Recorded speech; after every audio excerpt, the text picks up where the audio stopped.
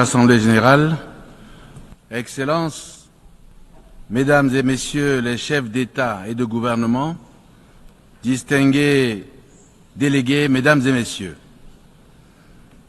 c'est avec un honneur renouvelé que je prends la parole devant le monde entier ici représenté, au nom de la République centrafricaine, mon cher et beau pays, pour apporter ma contribution au débat général sur le thème de cette 79e session de l'Assemblée générale des Nations unies. En participant à cette Assemblée générale, la République centrafricaine réaffirme son engagement à contribuer à la recherche commune de la confiance, de la paix, de la sécurité et de la solidarité internationale et de la compréhension mutuelle indispensable à la reconstruction d'un monde paisible et propice au développement durable et au respect de la dignité humaine des générations présentes et futures. Avant d'y procéder, je voudrais vous adresser, Excellence, Monsieur Philémon Yang, mes chaleureuses félicitations pour votre brillante et historique élection à la présidence de la 119e session de l'Assemblée générale des Nations unies. Votre élection est le symbole d'un honneur et d'un hommage mérité rendu à notre continent, l'Afrique.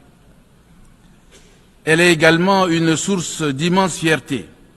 et d'inspiration pour les 51 millions de citoyens de la Communauté économique et monétaire de l'Afrique centrale, CEMAC, dont j'ai l'honneur d'assurer la présidence en exercice de la conférence des chefs d'État, et singulièrement à la République sœur du Cameroun, votre beau pays. Votre parfaite connaissance de la scène internationale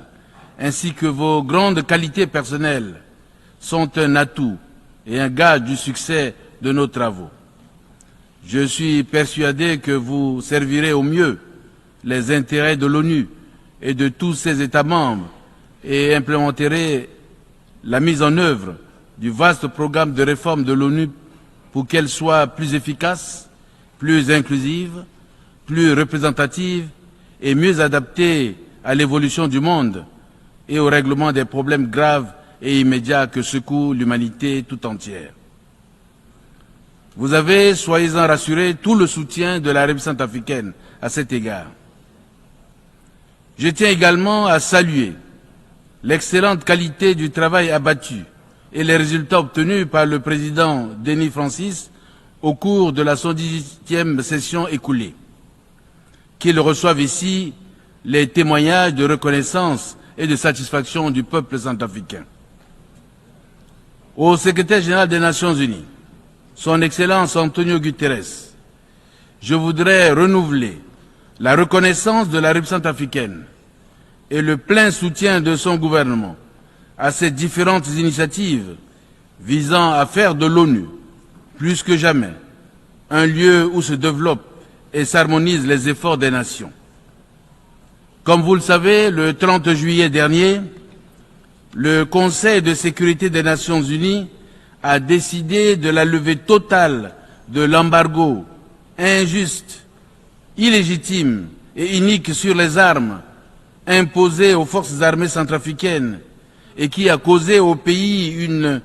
décennie durant tant de préjudices irréparables. Du haut de cette tribune, j'exprime la gratitude du peuple centrafricain au Conseil de sécurité des Nations unies pour cette sage décision qui, quoique tardive, permet à mon pays de poursuivre ses actions en faveur du rétablissement de la paix et de la sécurité nationale et d'agir avec les autres États du monde pour la paix, le développement durable et la dignité humaine des générations présentes et futures. Je voudrais à cette occasion renouveler à vous tous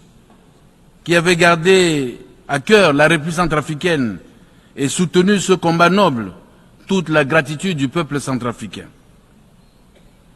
Pays à forte potentialité minière, la République centrafricaine continuera, je suis persuadé, de bénéficier de vos soutiens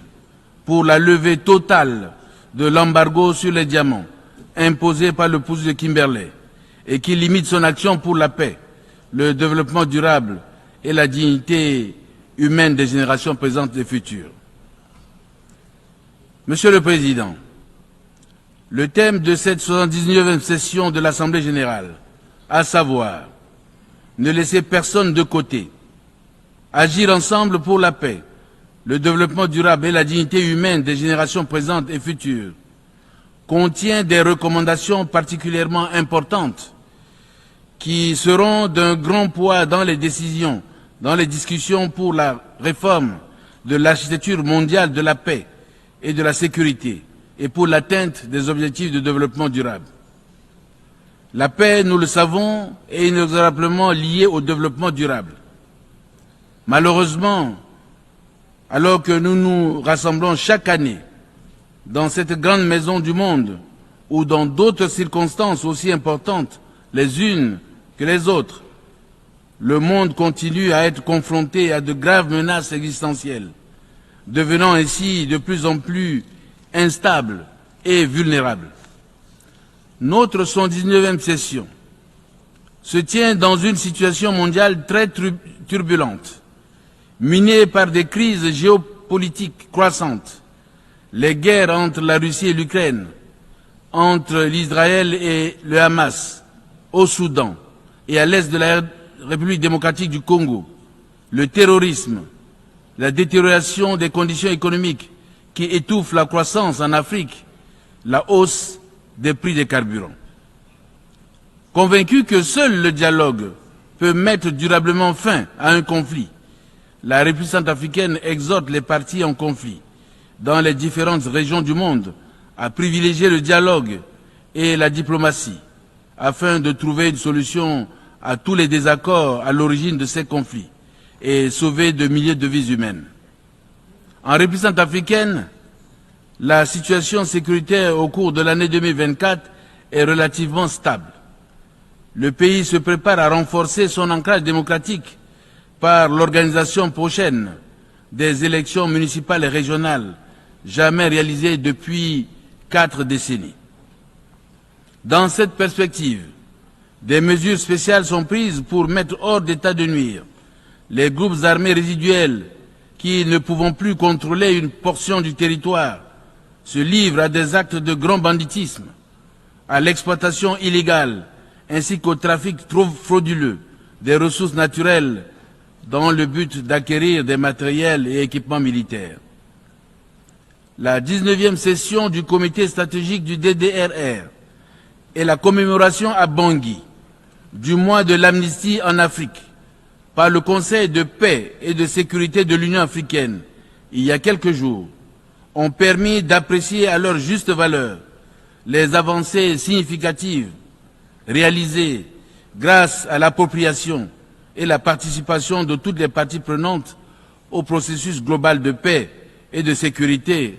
axé sur l'accord politique pour la paix et la réconciliation nationale et la feuille de route conjointe de Luanda. En dépit de ces avancées, la République centrafricaine fait face à de nombreux défis, en particulier la construction des casernes pour la mise en garnison des unités dans les zones de défense plus proches des menaces, l'acquisition des matériels et équipements militaires au profit des forces de défense et de sécurité. Monsieur le Président, le changement climatique, avec ses effets dramatiques tels que les inondations meurtrières, la sécheresse et les gigantesques incendies observés dans le monde entier, présente des risques qui vont de l'insécurité alimentaire et hydrique et de la concurrence pour les ressources naturelles à la perte des moyens de subsistance ainsi qu'au déplacement des populations. Ces risques interdépendants et en cascade peuvent avoir des implications importantes pour la paix, la sécurité et le développement à travers les continents. En Afrique subsaharienne, épicentre des crises humanitaires, les catastrophes environnementales ont entraîné cette année plus de 1000 morts et 4 millions de réfugiés climatiques, ainsi que des dégâts matériels inestimables, particulièrement au Tchad voisin, où le bilan des victimes s'est alourdi après des jours de fortes pluies qui ont provoqué des inondations généralisées et contraint à des évacuations. Je voudrais, du haut de cette tribune des Nations Unies, symbole par excellence de la solidarité humaine, exprimer la solidarité du peuple centrafricain à tous les peuples du monde durement frappés par des catastrophes naturelles. Dans ce monde tourmenté par des conflits sanglants, menacé périodiquement par des phénomènes météorologiques meurtriers et dévastateurs, seuls les pays en développement, rendus pauvres par des siècles d'esclavage, de colonialisme et de néocolonialisme, caractérisés par l'ingérence protéiforme dans leurs affaires intérieures, de l'injustice dans les rémunérations des prix des matières premières, de fortes conditionnalités imposées par l'architecture financière internationale, assistent impuissants aux défis sécuritaires, financiers, économiques, alimentaires et environnementaux. Les promesses de financement en faveur des pays vulnérables tardent à prendre forme et les mesures d'atténuation prises à l'occasion des COP face à la montée inquiétante de la température changent comme la météo, au gré des intérêts politiques, géopolitiques et géostratégiques des grandes puissances. Conscient de la dangerosité du phénomène climatique, mon pays a mis en place des politiques sectorielles dont l'efficacité dépend en partie des financements climatiques encore aléatoires. La République centrafricaine exhorte l'ONU à œuvrer davantage en faveur de la mise en œuvre du nexus climat, paix et développement par la création d'une synergie entre adaptation climatique et consolidation de la paix, afin d'absorber de manière holistique les vulnérabilités liées au changement climatique ainsi que la fragilité et les risques de conflit. Monsieur le Président, le monde se rapproche dangereusement du gouffre. L'architecture actuelle de paix et de sécurité de l'ONU est soumise à des pressions énormes. Les raisons évoquées par l'Afrique au soutien de sa demande légitime de réforme du Conseil de sécurité et d'un droit de veto sont irrésistibles. Un pas vient d'être franchi par les États-Unis d'Amérique qui soutiennent la création de 2 sièges permanents pour l'Afrique au Conseil de sécurité des Nations Unies et d'un siège tournant pour les petits pays insulaires en développement. Cette proposition est certes louable, mais au regard de l'évolution du monde, l'Afrique, longtemps laissée de côté, ne doit se complaire dans une telle proposition qui ne peut s'analyser autrement que par un déni perpétuel du droit de veto. Il est également temps d'accélérer la réforme de la gouvernance de l'architecture financière internationale pour remédier aux inégalités, mobiliser les financements adéquats pour atteindre les ODD, répondre aux besoins de financement des pays en développement, réformer la mise en œuvre et le respect des accords multilatéraux sur l'environnement, afin de concrétiser notre ambition commune de protéger la planète. Monsieur le Président, les démographes estiment qu'en 2050, la moitié de la jeunesse mondiale vivra en Afrique et la moitié des 54 pays africains auront vu leur population quasiment doubler. Je salue le pacte de l'avenir auquel sont annexés le pacte numérique mondial et les déclarations sur les générations futures adoptées lors du sommet de l'avenir. Il est temps d'accélérer la mise en œuvre des ODD dans le domaine de la science, de la technologie, de l'innovation et de la coopération digitale, avec un accent sur l'équité, les droits et l'universalité. Aujourd'hui, les jeunes, agents essentiels d'un changement positif et contributeurs importants au développement durable, au respect des droits de l'homme, à la paix et à la sécurité mondiale, font face à un certain nombre de vulnérabilités qui empêchent la réalisation de leur plein potentiel et à l'exercice de leurs droits fondamentaux. Nous devons donc nous engager à transformer les niveaux d'investissement en faveur des jeunes, des femmes, des filles et des personnes vivant avec handicap afin de garantir un avenir meilleur pour tous. En ce qui concerne la République centrafricaine,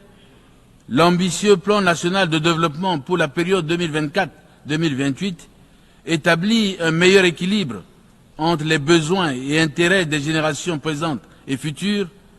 en retenant comme l'un de ses axes stratégiques le développement du capital humain. En terminant, je souhaite que l'esprit qui a conduit à la création de l'ONU